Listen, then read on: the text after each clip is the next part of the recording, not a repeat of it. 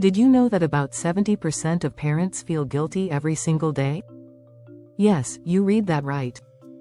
Parenting guilt is a common struggle that many of us face, yet it often goes unspoken. In a world where we're bombarded with advice and images of perfect families, it's no wonder we feel the pressure to measure up.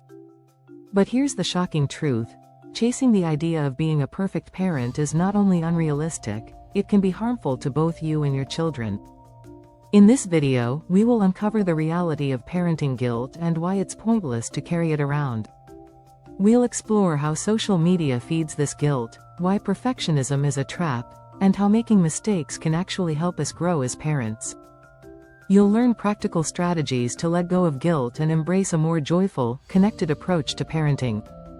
Get ready to discover that you're not alone in this struggle. Let's dive in and transform the way we think about parenting. Chapter 1. The silent struggle understanding parenting guilt. Parenting guilt is real, and it's something most parents feel but rarely talk about. Studies show that over 70% of parents report feeling guilty at least once a day.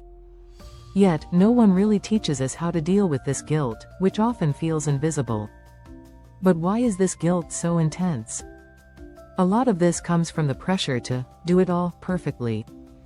According to Dr. Brené Brown, a researcher who studies shame and vulnerability, perfectionism is not the same thing as striving to be your best. In fact, perfectionism is often rooted in the fear of judgment. We fear we're not good enough or that we'll mess up our kids' lives.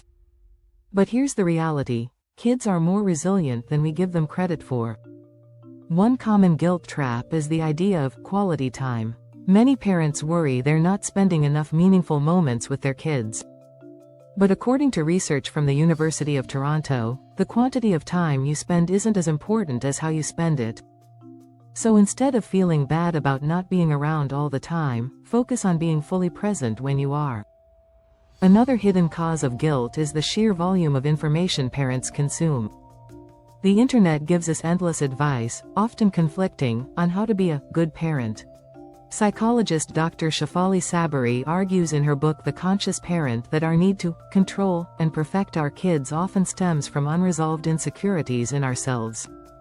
When we start to view parenting as a partnership rather than a performance, guilt naturally begins to fade. Chapter 2. Perfect Parent Syndrome. The myth. We all believe the idea of the perfect parent is everywhere.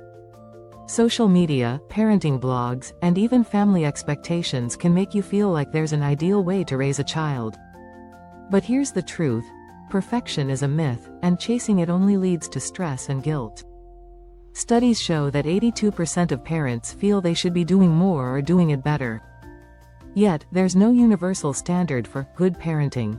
The American Psychological Association points out that perfectionism in parenting leads to higher stress and can even trickle down to kids, creating perfectionistic tendencies in them, too. In other words, when you're too hard on yourself, you might accidentally pass on that pressure to your child. A study from Stanford University even found that children of perfectionist parents often have higher rates of anxiety and self-doubt. So striving to be flawless actually does more harm than good. Dr. Alice Boyes, author of the Healthy Mind Toolkit, suggests replacing perfectionism with good enough parenting. She explains that kids don't need perfect, they need love, boundaries, and support. When we let go of the perfect parent ideal, we make room for real connection. One way to let go of this perfectionism is by identifying the must-dos versus the nice-to-haves. Focus on the essentials: safety, health, and emotional support. Beyond that, each family can decide what works best for them. Remember, it's okay if your way doesn't look like someone else's. Embrace it. Perfection is out, authenticity is in. Chapter 3. Comparing kids, comparing lives. The toxic trap of social media. In today's world, parenting often feels like a competition. It's hard not to compare yourself when you see other parents sharing their perfect lives online. Research by Common Sense Media found that 40% of parents feel worse about their own parenting after scrolling through social media. Why? Because we're seeing a curated reality, not the real deal. Social media has a way of highlighting all the things we think we're doing wrong. Did you miss your child's school play? There's a video of someone else's kid's recital on Facebook to remind you. But the truth is, these perfect moments often hide the struggles behind the scenes. One key to avoiding this trap is recognizing what social media does to our brains. Dr. Jean Twenge, author of iGen, explains that platforms like Instagram and Facebook can distort reality by amplifying the highlights and minimizing the mundane. We're comparing our entire lives to someone else's best moments, she says. When you think of it that way, the comparisons start to lose their power. A useful strategy to avoid the social media guilt trap is a simple mindset shift. Instead of comparing, try connecting. Comment supportively, or focus on the connections you have in real life. If a post genuinely bothers you, it's okay to hit unfollow. Reclaiming control over what you see can help you feel more secure and less guilty about your own choices. Another effective tool is to remind yourself of your parenting values. Write them down if it helps. Maybe your values center around kindness, patience, and independence, rather than a spotless home or constant enrichment activities. When you're clear on what matters to you, it becomes easier to tune out the noise. If you're enjoying this content and want more tips on navigating parenting, don't forget to subscribe. Chapter 4. Mistakes aren't failures. The learning curve of parenting. Let's get one thing straight. Parenting mistakes don't mean you're failing. In fact, they're a normal part of learning. Even though we want to get it all right, there's no rulebook that works for every child. Psychologist Carol Dweck's work on the growth mindset shows that mistakes are actually opportunities to learn, for both parents and kids.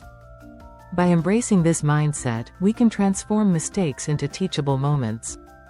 A study from Harvard found that parents who admit their mistakes in front of their kids tend to raise children who are more resilient and open-minded. Think about that. By acknowledging a wrong move, you're actually modeling a healthy response to failure. Dr. Becky Kennedy, also known as Dr. Becky, in parenting circles, says that kids benefit when parents show them how to handle mistakes.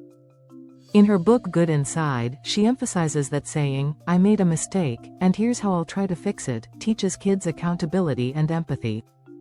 One great strategy is to separate the action from the intention.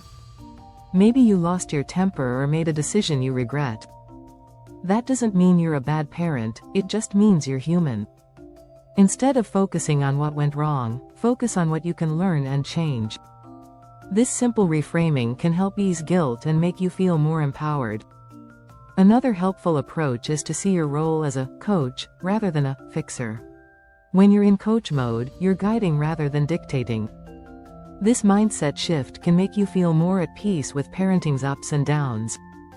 As author Alfie Kohn writes in Unconditional Parenting, our job is not to create perfect children, our job is to guide and love imperfect ones.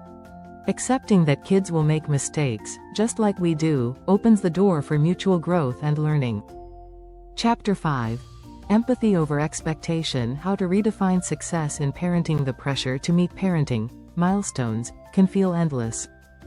But what if we shifted our focus from strict goals to empathy and connection? Research shows that children raised with empathy tend to develop stronger emotional intelligence and social skills.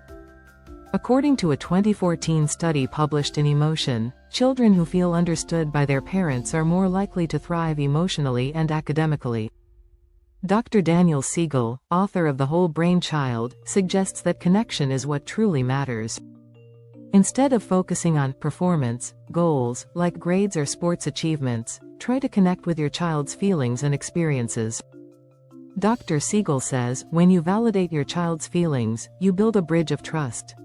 This approach takes off some of the pressure to always be doing or achieving and shifts the focus to simply being present and attentive. One strategy to build empathy is to mirror your child's feelings. If your child is frustrated or upset, acknowledge it without rushing to fix it. Statements like, "I can see this is really hard for you," can help kids feel understood.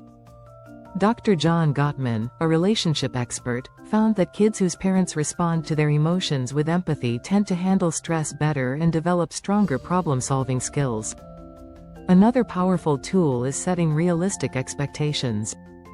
Not every day will be a breakthrough, and not every interaction will be harmonious. Parenting is about steady progress, not instant success. By accepting that there will be ups and downs, you create a more compassionate environment for both yourself and your child. When you redefine success as empathy and connection, guilt naturally fades, and genuine growth becomes the focus. If you found this video helpful, be sure to subscribe for more insights and tips on navigating the wonderful journey of parenting.